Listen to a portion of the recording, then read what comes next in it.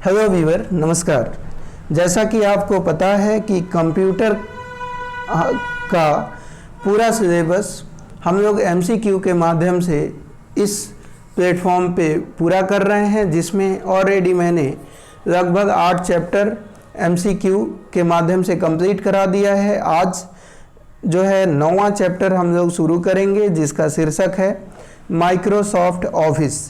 तो Microsoft Office में MS Word, MS Excel, MS PowerPoint, MS Access और MS Outlook, इससे related जो भी आपके एग्ज़ाम में क्वेश्चन बन सकते हैं या क्वेश्चन पूछे गए हैं, उन सारे क्वेश्चनों को इस वीडियो के माध्यम से हम लोग पूरा करेंगे। तो यदि आप चैनल पे नए हैं तो प्लीज़ वीडियो को शुरू से अंत तक देखिए, और वीडियो यदि पसंद आता है तो उसे लाइक कीजिए, और चैनल पे नए हैं तो सब्सक्राइब ज़रूर करें। तो चलिए स्टार्ट करते हैं आज का वीडियो का क्वेश्चन नंबर 1। पहला क्वेश्चन है माइक्रोसॉफ्ट ऑफिस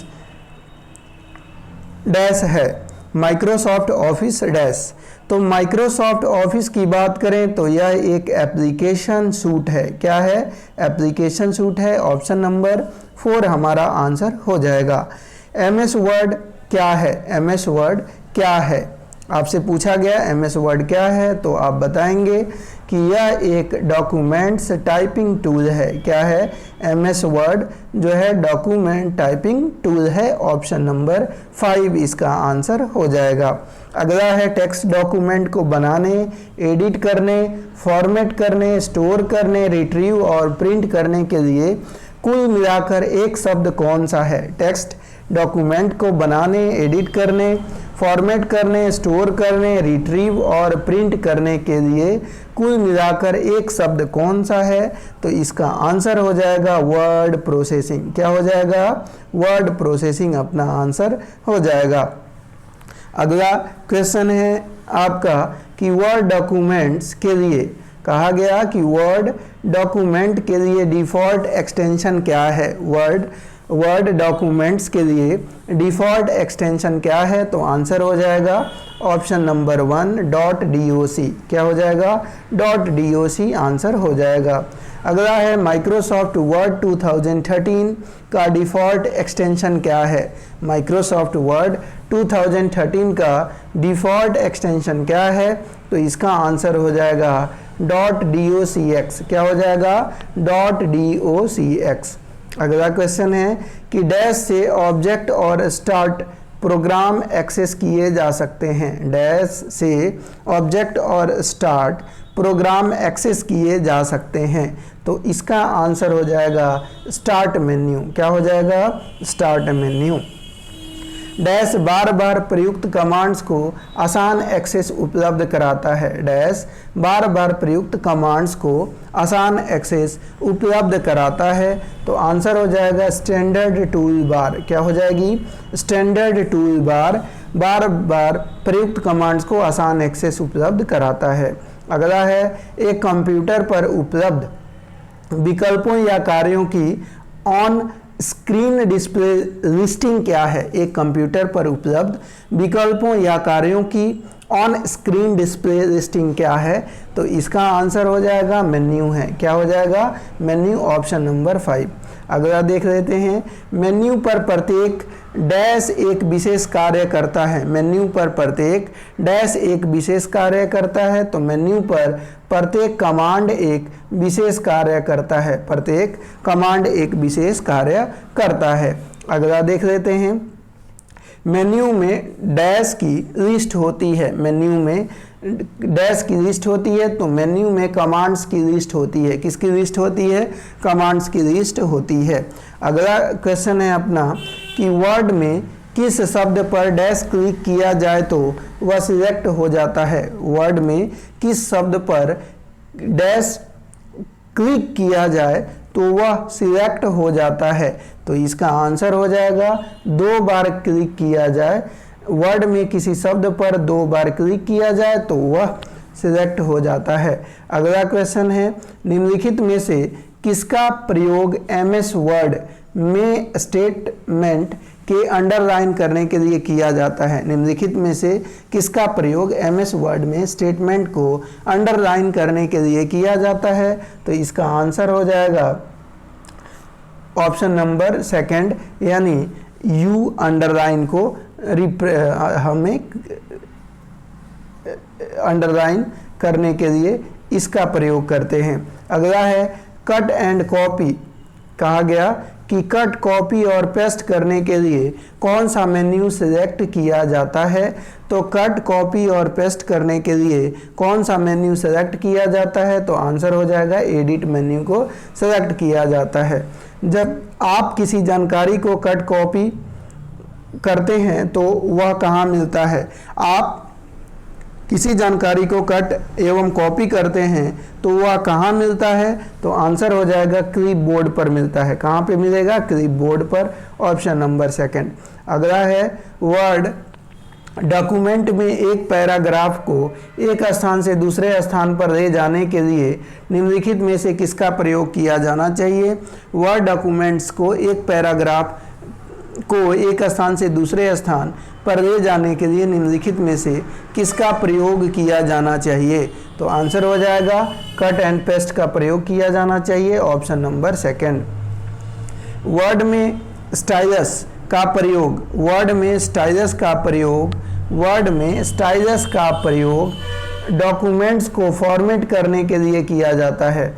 वर्ड में स्टाइलस का प्रयोग डॉक्यूमेंट्स को फॉर्मेट करने के लिए प्रयोग किया जाता है, ऑप्शन नंबर 4। एमएस वर्ड एक टेक्स्ट या डॉक्यूमेंट्स एडिटिंग प्रोग्राम है जो कि एमएस ऑफिस सूट के पैकेज में उपलब्ध है। निम्नलिखित में से कौन सा विकल्प एमएस वर्ड से संबंधित नहीं है? एमएस वर्ड एक टेक्स्ट या डॉक्यूमेंट्स एडिटिंग प्रोग्राम है जो कि एमएस ऑफिस सूट के पैकेज में उपलब्ध है। निम्नलिखित में से कौन सा विकल्प एमएस वर्ड से संबंधित नहीं है? तो एमएस वर्ड से संबंधित विकल्प कौन कौन से हैं? पेज लेआउट है, मेविंग्स है, फॉर्मेट पेंटर है, लेकिन एंटीवायरस नहीं है। ये ऑप्शन नंबर 2 नहीं है, बाकी सारे हैं। अगला क्वेश्चन आ जाइए, अगले क्वेश्चन को देखते हैं। डॉक्यूमेंट्स में पिक्चर या टेक्स्ट जोड़ने या रखने के लिए डैश प्रयोग होता है। डॉक्यूमेंट्स में पिक्चर या टेक्स्ट जोड़ने या रखने के लिए डैश प्रयोग होता है। तो ध्यान रखिएगा कि इसमें इंसर्ट का प्रयोग होता है। डॉक्यूमेंट्स में पिक्चर या टेक्स्ट जोड़ने या रखने के लिए इंसर्ट बटन का प्रयोग किया जाता है, ऑप्शन नंबर 4। अगला है एमएस वर्ड की विंडो को 2 या 2 से अधिक भागों में बांटने की विधि को कहते हैं। एमएस वर्ड की विंडो को 2 या 2 से अधिक भागों में बांटने की विधि को डैश कहते हैं। तो बांटने की विधि को पेज ब्रेक कहते हैं। क्या बोलेंगे? पेज ब्रेक बोलेंगे। अगला है डॉक्यूमेंट्स शीर्षक, पेज नंबर जैसी सूचना को डिस्प्ले करने के लिए निम्न में से किस ऑप्शन का प्रयोग किया जाता है? तो कहा गया डॉक्यूमेंट्स के शीर्षक, पेज नंबर जैसी सूचना को डिस्प्ले करने के लिए निम्न में से किस ऑप्शन का प्रयोग किया जाता है? तो आंसर हो जाएगा हेड एंड फुटर ऑप्शन का प्रयोग किया जाता है। अगला क्वेश्चन है वर्ड से कोई डॉक्यूमेंट्स ईमेल करना हो तो, वर्ड से कोई डॉक्यूमेंट्स ईमेल करना हो तो file, folder, file, send to, mail recipient में जाएं। वर्ड से कोई डॉक्यूमेंट्स ईमेल करना हो तो file /send to /mail recipient में आपको जाना होगा। अगला क्वेश्चन है वर्ड प्रोसेसिंग प्रोग्राम से किस प्रकार की फाइल बनाई जाती है? तो वर्ड प्रोसेसिंग प्रोग्राम से किस प्रकार की फाइल बनाई जाती है? तो आंसर हो जाएगा ये डॉक्यूमेंट्स फाइल बनाई जाती है। अगला है जब एक फाइल को पहली बार सेव करते हैं तो, जब एक फाइल को पहली बार सेव करते हैं तो क्या? तो ध्यान रखिएगा जब एक फाइल को पहली बार सेव करते हैं तो इसे पहचानने के लिए एक नाम प्रदान किया जाना चाहिए। तो ऑप्शन नंबर 5 हमारा आंसर हो जाएगा। अगला क्वेश्चन है किसी डॉक्यूमेंट्स को प्रिंट करने के लिए निम्न में से कौन सा कथन सबसे अधिक उपयुक्त है? तो किसी डॉक्यूमेंट्स को प्रिंट करने के लिए निम्न में से कौन सा कथन सबसे उपयुक्त है? तो पहला स्टेटमेंट देखिए, फाइल मेन्यू फाइल मेन्यू में प्रिंट कमांड को सिलेक्ट करके ओके को सिलेक्ट करें, तो यही सही है। तो फाइल मेन्यू में प्रिंट कमांड को सिलेक्ट करके ओके को सिलेक्ट करें, ये आंसर हो जाएगा। अगला क्वेश्चन है माइक्रोसॉफ्ट वर्ड माइक्रोसॉफ्ट द्वारा विकसित वर्ड प्रोसेसर है। एमएस वर्ड में वर्तनी की जांच की सुविधा किस टैब के अंतर्गत होती है? माइक्रोसॉफ्ट वर्ड माइक्रोसॉफ्ट द्वारा विकसित वर्ड प्रोसेसर है। एमएस वर्ड में वर्तनी की जांच की सुविधा किस टैब के अंतर्गत होती है? तो इसका आंसर हो जाएगा रिव्यू के अंतर्गत। क्या हो जाएगा? रिव्यू के अंतर्गत। अगला देखिए, कंप्यूटर में टास्क बार कहाँ पर स्थित होता है? कंप्यूटर में टास्क बार कहाँ पर स्थित होता है? तो स्क्रीन के निचले वाले भाग पर। कंप्यूटर में टास्क बार स्क्रीन के निचले वाले भाग पर स्टोर होता है। अगला आइए, टेक्स्ट में आपकी पोजीशन कौन दिखाता है? टेक्स्ट में आपकी पोजीशन को कौन दिखाता है? तो आंसर हो जाएगा कर्सर आपकी पोजीशन को टेक्स्ट में दिखाता है। अगला है यदि सेव की हुई फाइल एडिट की गई हो तो, यदि सेव की हुई फाइल एडिट की गई है तो आंसर हो जाएगा फाइल में किए गए परिवर्तन को स्टोर करने के लिए सेव करना बहुत आवश्यक है। फाइल में किए गए परिवर्तन को स्टोर करने के लिए सेव करना बहुत ही आवश्यक है। ऑप्शन नंबर 5 आंसर हो जाएगा। डॉक्यूमेंट्स में हम कहाँ पेज नंबर इंसर्ट कर सकते हैं? डॉक्यूमेंट्स में हम कहाँ पेज नंबर इंसर्ट कर सकते हैं? तो हेडर और फुटर, यानी ऑप्शन नंबर 3 हो जाएगा।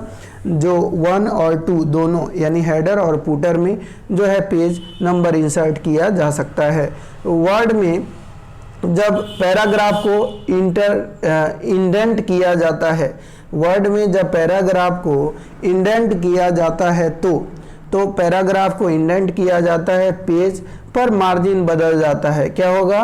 तो पेज पर मार्जिन बदल जाता है। अगला है डैश टाइप्ड कैरेक्टर्स का अपीयरेंस है। डैश टाइप्ड कैरेक्टर्स का अपीयरेंस है, तो साइज टाइप्ड कैरेक्टर का अपीयरेंस है। अगला है डॉक्यूमेंट के टेक्स्ट को दाएं और बाएं दोनों मार्जिन्स पर कौन सा जस्टिफिकेशन अलाइन करता है? डॉक्यूमेंट्स के टेक्स्ट को दाएं और बाएं दोनों मार्जिन्स पर कौन सा जस्टिफिकेशन अलाइन करता है?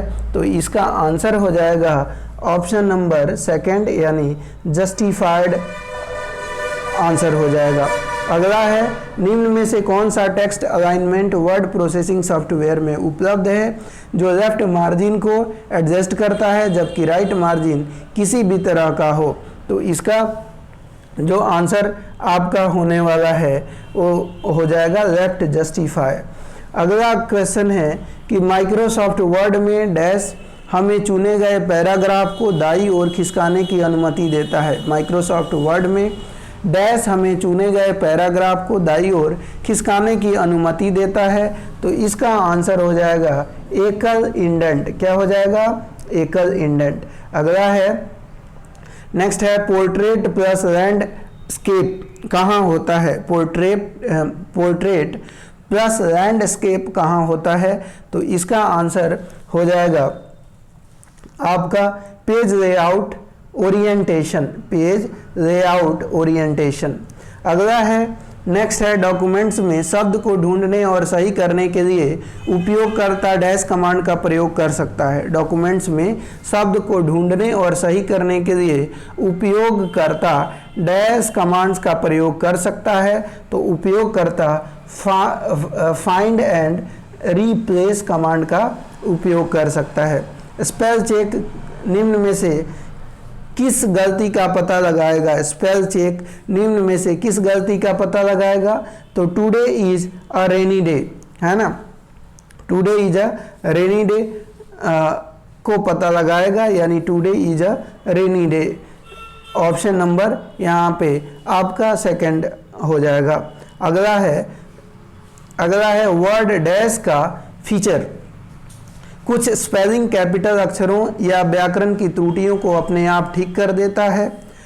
वर्ड का डैश फीचर कुछ स्पेलिंग्स कैपिटल अक्षरों या व्याकरण की त्रुटियों को अपने आप ठीक कर देता है, तो उसका आंसर हो जाएगा आपका ऑटो करेक्ट ऑप्शन नंबर 4।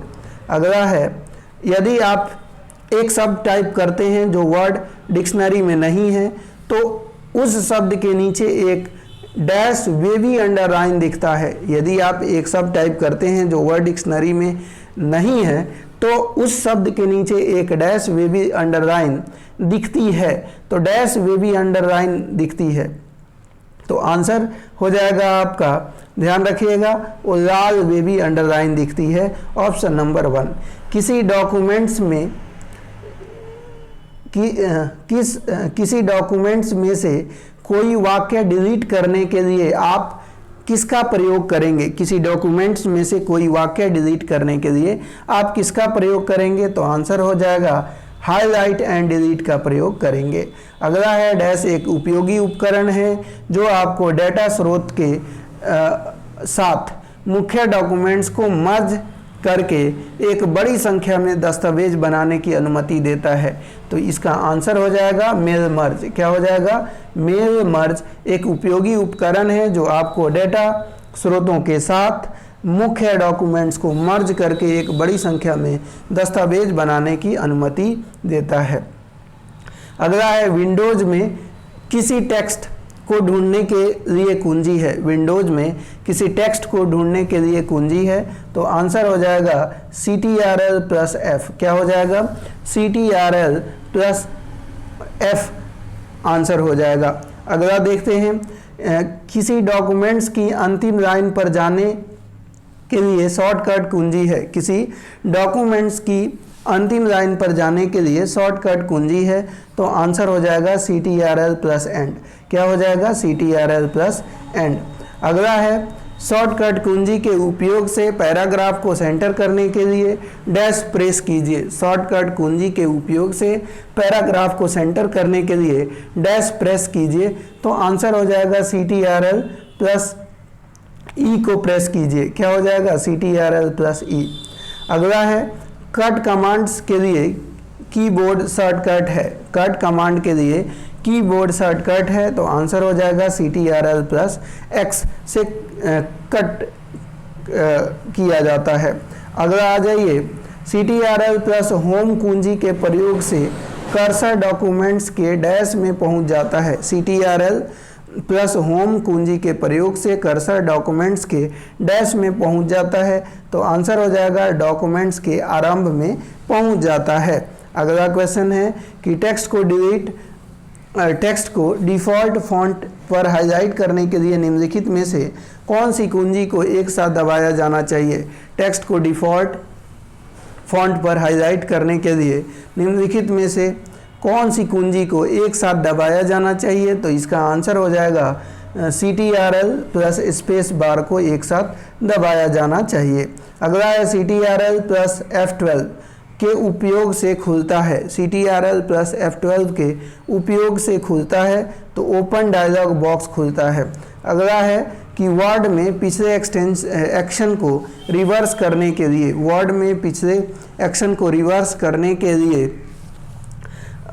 करने के लिए अंडू कमांड का प्रयोग होता है। किसका प्रयोग होगा? अंडू कमांड का। अगला है कि किसी डॉक्यूमेंट्स को सेव और क्लोज करने के लिए प्रयोग किया जाता है। किसी डॉक्यूमेंट्स को सेव और क्लोज करने के लिए प्रयोग किया जाता है, तो इसका आंसर हो जाएगा ऑप्शन नंबर 4 आंसर हो जाएगा।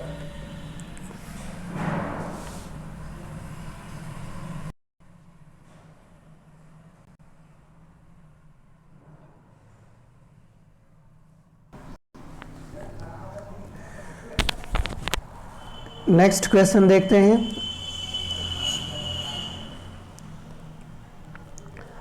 डैश सॉफ्टवेयर प्रयोक्ताओं को डेटा की रोज और कॉलम्स पर व्यवस्थित करने देता है। डैश सॉफ्टवेयर प्रयोक्ताओं को डेटा की रोज और कॉलम पर व्यवस्थित करने देता है, तो आंसर हो जाएगा इलेक्ट्रॉनिक स्प्रेडशीट। क्या हो जाएगा? Electronic spreadsheet. अगला है, एक बिलिंग अकाउंट के ट्रैक की देखरेख के लिए आप किस प्रकार के सॉफ्टवेयर का प्रयोग करना चाहेंगे? कहा गया एक बिलिंग अकाउंट के ट्रैक की देखरेख के लिए आप किस प्रकार के सॉफ्टवेयर का प्रयोग करना चाहेंगे? तो इसका आंसर हो जाएगा स्प्रेडशीट का प्रयोग करना चाहेंगे। अगला है, नेक्स्ट क्वेश्चन है, निम्नलिखित में से कौन सा कंप्यूटर सॉफ्टवेयर प्रोग्राम्स है जिसका उपयोग डेटा को स्टोर करने, व्यवस्थित करने तथा मैनिपुलेट करने के लिए किया जाता है? निम्नलिखित में से कौन सा कंप्यूटर के सॉफ्टवेयर प्रोग्राम है जिसका उपयोग डेटा को स्टोर करने, व्यवस्थित करने तथा मैनिपुलेट करने के लिए किया जाता है? तो इसका आंसर हो जाएगा एक्सेल। क्या हो जाएगा? एक्सेल आंसर हो जाएगा। अगला क्वेश्चन है, एक्सेल में वर्कबुक निम्न में से किसका संग्रह है? एक्सेल में वर्कबुक निम्न में से किसका संग्रह है? तो ये आंसर ध्यान रखना है कि ये वर्कशीट का संग्रह है। किसका संग्रह है? वर्कशीट का संग्रह है। अगला क्वेश्चन है, एक्सेल में फाइल खोलने और बंद करने के लिए किस बार का प्रयोग किया जाता है? तो एक्सेल में फाइल खोलने और बंद करने के लिए किस बार का प्रयोग किया जाता है? तो आंसर हो जाएगा टाइटल बार का प्रयोग किया जाता है। अगला है, एक एक्सेल वर्कशीट का नाम बदलने के लिए, एक एक्सेल वर्कशीट का नाम बदलने के लिए यहाँ पे बोला गया कि एक एक्सेल वर्कशीट का नाम बदलने के लिए वर्कशीट टैब पर डबल क्लिक करें और एक नाम टाइप करें। तो यहाँ पे आंसर हो जाएगा ऑप्शन नंबर 5, वर्कशीट टैब पर डबल क्लिक करें और एक नया नाम टाइप करें। एक कॉलम टेक्स्ट किस तरह अलाइन होता है? एक कॉलम टेक्स्ट सामान्यतः किस तरह अलाइन होता है? तो आंसर हो जाएगा जस्टिफाइड। अगला है, एक्सेल में जब किसी सेल या सेलों की रेंज में कंटेंट्स और एट्रीब्यूट को मेन्यू का प्रयोग करके इरेज करना हो तो प्रयोक्ता को क्या करना होगा? कहा गया, एक्सेल में जब किसी सेल या सेलों की रेंज में कंटेंट और एट्रीब्यूट को मेन्यू का प्रयोग करके इरेज करना हो तो प्रयोक्ता को क्या करना होगा? तो इसका आंसर हो जाएगा सेल सिलेक्ट, एडिट चुनें और क्लियर सिलेक्ट करें। ऑप्शन नंबर ए आंसर हो जाएगा। अगला है, नेक्स्ट क्वेश्चन है कि एमएस एक्सेल विंडोज में अंतिम बार क्या कहलाता है? एमएस एक्सेल विंडो में अंतिम बार क्या कहलाता है? तो आंसर हो जाएगा स्टेटस बार कहलाता है। क्या कहलाता है? स्टेटस बार कहलाता है। अगला है, डैश एक टेक्स्ट है जिसे आप पेज के बॉटम में प्रिंट करना चाहते हैं। डैश एक टेक्स्ट है जिसे आप पेज के बॉटम में प्रिंट करना चाहते हैं। तो आंसर हो जाएगा ये फूटर। क्या हो जाएगा? फूटर आपका आंसर हो जाएगा। अगला है, वर्कशीट का डिफ़ॉल्ट हेडर। वर्कशीट का डिफ़ॉल्ट हेडर तो वर्कशीट का default header user name, date, head और टाइम, वर्क स्पेस नेम या सीट नेम है। तो ये इनमें से कोई नहीं है। वर्कशीट का डिफ़ॉल्ट हेडर इनमें से कोई नहीं है, आंसर हो जाएगा। अगला है, एक्सेल में एक्टिव सेल्स के कंटेंट्स को कौन डिस्प्ले करता है? तो कहा गया, एक्सेल में एक्टिव सेल के कंटेंट्स को कौन डिस्प्ले करता है? तो आंसर हो जाएगा फॉर्मूला बार जो है वो डिस्प्ले करता है। आंसर हो जाएगा फॉर्मूला बार, जो कि ऑप्शन नंबर 3 आंसर हो जाएगा। अगला है, equal to SUM B1 ratio B10 किसका उदाहरण है? Equal to SUM B1 ratio B10 किसका उदाहरण है? ये आपसे पूछा गया, तो ध्यान रखिएगा ये फॉर्मूला का एग्जाम्पल है। किसका एग्जाम्पल है? फॉर्मूला का, ऑप्शन नंबर 3। अगला आ जाइए, सेल में एक फॉर्मूला का परिणाम डैश होता है। सेल में एक फॉर्मूला का परिणाम डैश होता है। क्या होता है? वैल्यू होता है। क्या होता है? वैल्यू होता है। एक्सेल में प्री प्रोग्राम्ड फॉर्मूला का अन्य नाम है। एक्सेल में प्री प्रोग्राम्ड फॉर्मूला का अन्य नाम क्या है? फंक्शन है। अगला है, निम्नलिखित में से कौन सा समूह एमएस एक्सेल के इंसर्ट टैब में मौजूद नहीं है? तो निम्नलिखित में से कौन सा समूह एमएस एक्सेल के इंसर्ट टैब में मौजूद नहीं है? तो पैराग्राफ। आंसर क्या हो जाएगा? पैराग्राफ। अगला है, किस विशेषता के माध्यम से एक्सेल डाटा के परिणाम की डायनीमिकली गणना कर पाते हैं? किस विशेष विशेषता के माध्यम से एक्सेल डाटा के परिणाम की डायनीमिकली गणना कर पाते हैं? तो डायनीमिकली गणना किसके कारण कर पाते हैं? फॉर्मूला और फंक्शंस, यानी ऑप्शन नंबर आपका 5 आंसर हो जाएगा। अगला आइए नेक्स्ट क्वेश्चन देखते हैं। सब टोटल्स कमांड्स के साथ प्रयुक्त most common sub total dash function है जिसे प्रत्येक बार कंट्रोल फील्ड के बदलने पर एक्सेल एक योग डिस्प्ले करता है। तो इसका आंसर हो जाएगा आपका SUM। कहा गया कि सब टोटल्स कमांड्स के साथ प्रयुक्त most common sub total SUM function है जिसे प्रत्येक बार कंट्रोल फील्ड के बदलने पर एक्सेल एक योग डिस्प्ले करता है। अगला क्वेश्चन देखते हैं। एक्सेल में डैश फंक्शन का उपयोग सेलों की संख्या की गिनती करने के लिए किया जाता है। एक्सेल में डैश फंक्शन का उपयोग सेलों की संख्या की गिनती करने के लिए किया जाता है। तो इसका आंसर हो जाएगा काउंट। क्या हो जाएगा? काउंट। अगला क्वेश्चन है, माइक्रोसॉफ्ट एक्सेल में किस फंक्शन का प्रयोग सबसे छोटे मान को ज्ञात करने के लिए किया जाता है? माइक्रोसॉफ्ट एक्सेल में किस फंक्शन का प्रयोग सबसे छोटे मान को ज्ञात करने के लिए किया जाता है? तो इसका आंसर आपका हो जाएगा MIN। किसका? MIN का प्रयोग किया जाता है। अगला आइए नेक्स्ट की हम बात करें। नेक्स्ट क्वेश्चन है, एक्सेल में सेट ऑफ कैरेक्टर्स जिसमें एक अक्षर एक हाइफन या स्पेस होता है उसे डैश माना जाता है। एक्सेल में सेट ऑफ कैरेक्टर्स जिसमें एक अक्षर एक हाइफन और एक स्पेस होता है उसे डैश माना जाता है। तो उसे क्या माना जाता है? तो आंसर हो जाएगा उसे टेक्स्ट माना जाता है। क्या हो जाएगा? टेक्स्ट। अगला क्वेश्चन है, स्प्रेडशीट में डाटा कैसे ऑर्गेनाइज्ड होता है? स्प्रेडशीट में डाटा कैसे ऑर्गेनाइज होता है? तो आंसर पंक्ति एंड स्तंभ में ये ऑर्गेनाइज्ड होता है। अगला है, वर्कशीट की बेसिक यूनिट जिसमें आप एक्सेल में डाटा का एंटर करते हैं उसे कहते हैं। वर्कशीट की बेसिक यूनिट जिसमें आप एक्सेल में डाटा एंटर करते हैं उसे कहते हैं। तो आंसर हो जाएगा उसे सेल कहते हैं। क्या बोलेंगे? Cell. Microsoft Office Excel documents में से प्रत्येक सेल अपने एड्रेस से रेफर किया जाता है जो है।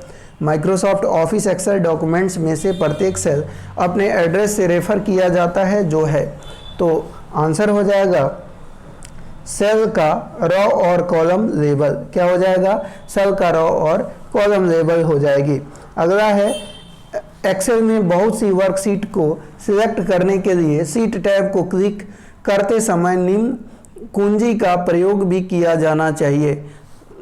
एक्सेल में बहुत सी वर्कशीटों को सिलेक्ट करने के लिए सीट टैब को क्लिक करते समय निम्न कुंजी का प्रयोग भी किया जाना चाहिए। तो आंसर हो जाएगा आपका कंट्रोल कुंजी का प्रयोग किया जाना चाहिए।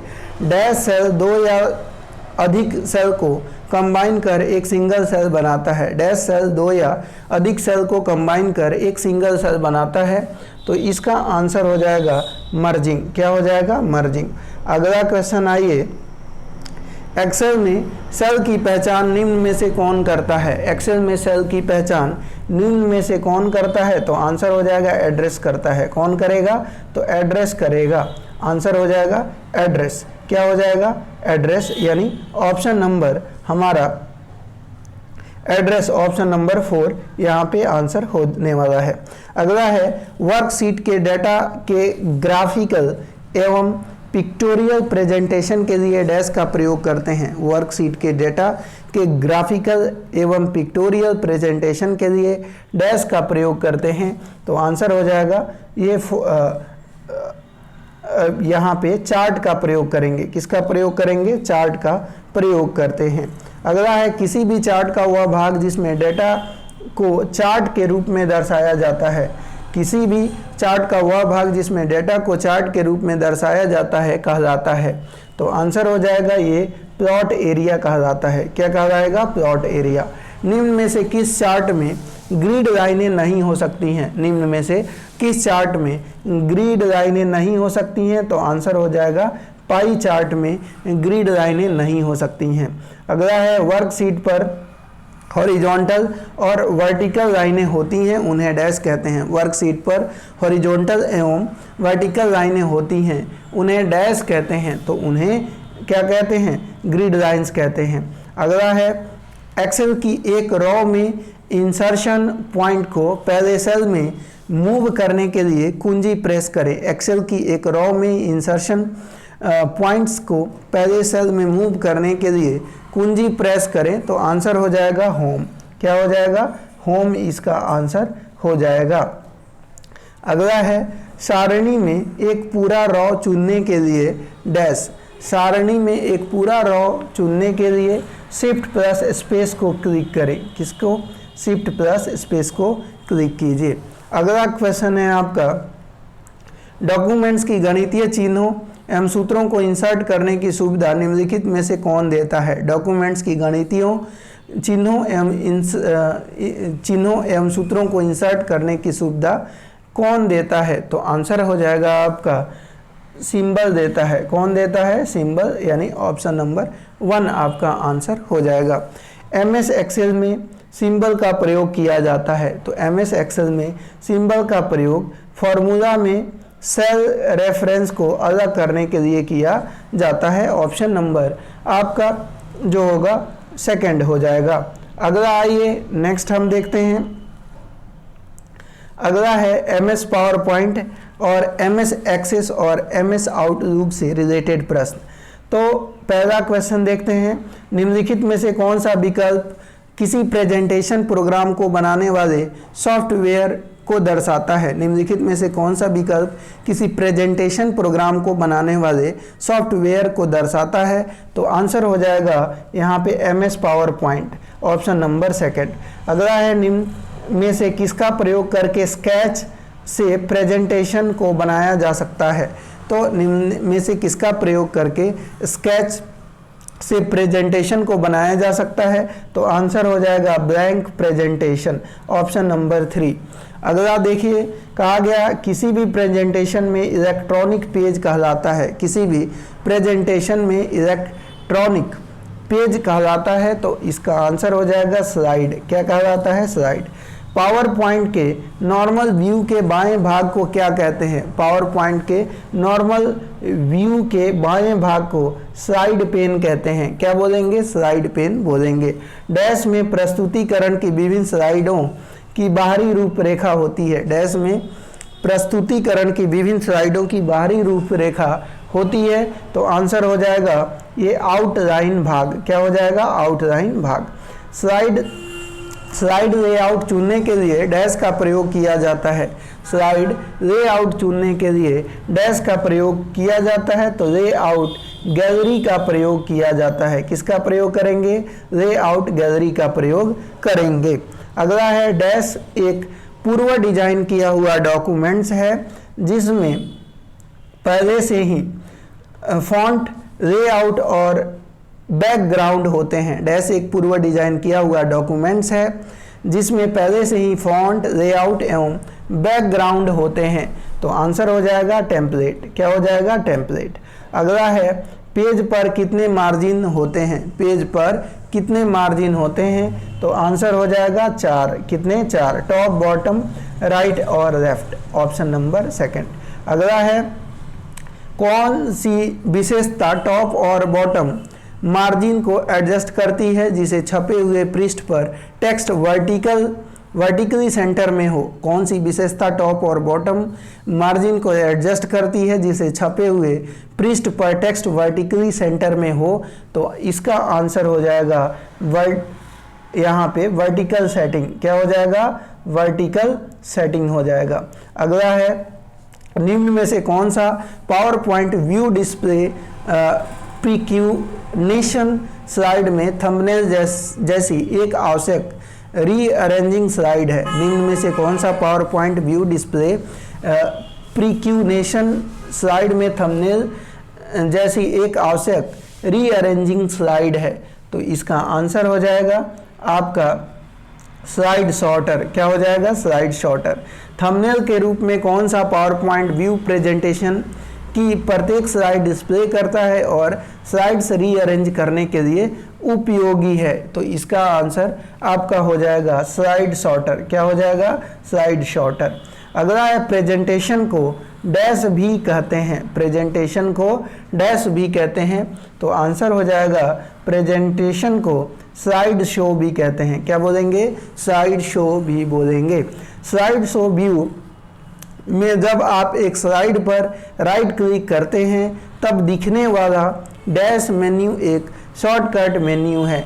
दिखने वाला डैश मेन्यू यानी पॉपअप मेन्यू क्या हो जाएगा? पॉपअप मेन्यू एक शॉर्टकट मेन्यू है। अगला है प्रोजेक्शन स्क्रीन या इलेक्ट्रॉनिक डिस्प्ले डिवाइस पर इमेजों की एक श्रृंखला कहलाती है। प्रोजेक्शन स्क्रीन या इलेक्ट्रॉनिक डिस्प्ले डिवाइस पर इमेजों की एक श्रृंखला कहलाती है। तो आंसर हो जाएगा स्लाइड शो। क्या कहलाएगी? Slide show. अगला है डैश टेक्स्ट या कंटेंट को अप्लाई किया जाने वाला एक विशेष विजुअल व ऑडियो इफेक्ट है। डैश टेक्स्ट या कंटेंट को अप्लाई किए जाने वाला एक विशेष विजुअल व ऑडियो इम्पैक्ट है। तो आंसर हो जाएगा एनिमेशन। अगला है आपका नेक्स्ट है प्रेजेंटेशन में एक नई स्लाइड को इंसर्ट करने के लिए निम्नलिखित में से किसे प्रेस करना होगा? प्रेजेंटेशन में एक नई स्लाइड को इंसर्ट करने के लिए निम्नलिखित में से किसे प्रेस करना होगा? तो आंसर हो जाएगा आपका Ctrl+M को प्रेस करना होगा। अगला है क्विक एक्सप्रेस टूल बार के ऊपर जो डैश बटन होता है आपके रिसेंट कमांड्स या एक्शंस को कैंसिल कर देता है। क्विक एक्सप्रेस टूल बार के ऊपर जो डैश बटन होता है आपके रिसेंट कमांड या एक्शंस को कैंसिल कर देता है। तो इसका आंसर हो जाएगा अंडू। क्या हो जाएगा? अंडू। यदि आप डैश चाहते हो तो प्रिंट प्रीव्यू उपयोगी होती है। यदि आप डैश चाहते हो तो प्रिंट प्रीव्यू उपयोगी होती है। तो आंसर हो जाएगा प्रिंट होने पर डॉक्यूमेंट्स कैसा दिखेगा यह देखने के लिए उपयोगी होता है। अगला है रिलेशनल डेटाबेस से यह डेटा स्ट्रक्चर है जो एक सिंगल टॉपिक संबंधी इंफॉर्मेशन को पंक्ति और कॉलम्स में ऑर्गेनाइज करता है। रिलेशनल डेटाबेस में यह एक डेटा स्ट्रक्चर है जो एक सिंगल टॉपिक संबंधी इंफॉर्मेशन को पंक्ति और कॉलम्स में ऑर्गेनाइज्ड करता है। तो आंसर हो जाएगा टेबल। क्या हो जाएगा? टेबल। अगला है निम्नलिखित में से विषम को चुनिए। विषम को बताना है तो इसमें से वर्ड, एक्सेल, एक्सिस, कीबोर्ड और पावर पॉइंट। तो इनमें से विषम कौन सा है? तो आप देखेंगे ये सारे लगभग प्रोग्राम्स हैं। कीबोर्ड जो है वो अलग हो जाएगा। ऑप्शन नंबर 4 आंसर होगा। MS आउटलुक क्या है? आपसे बोला गया MS आउटलुक क्या है?